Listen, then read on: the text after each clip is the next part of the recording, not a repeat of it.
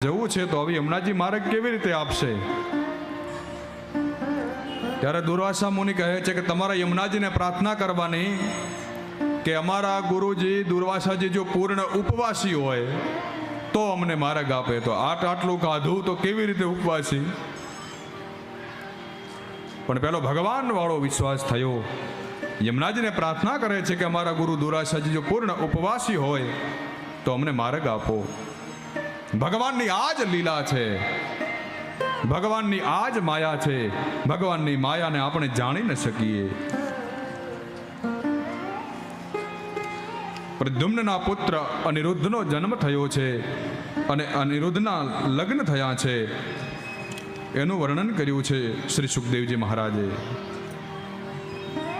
ઉષા અને અનિરુદ્ધનું લગ્ન થયું. બાણાસુરની સાથે ભગવાનનું યુદ્ધ થયું છે. બાણાસુરની મદદે ભગવાન શિવ આવ્યા છે. ભગવાન શિવ અને ભગવાન શ્રી કૃષ્ણ સામ સામે લડ્યા છે. એનું વર્ણન કર્યું છે. નૃગ રાજાની કથા આવે છે ભાગવતજીમાં. એ છોકરાઓ બધા તમે આગળ જે અવાજ કરો છો ને પાછળ જતા રહો.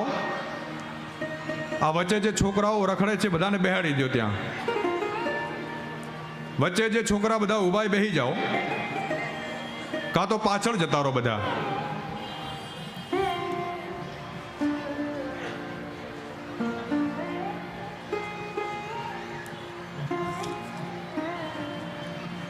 એક વખત જ્યારે ભગવાનના સંતાનો, ભગવાનના બાળકો ખેલતા ખેલતા જ્યારે એક કુવાની પાસે જાય છે, એ સમયે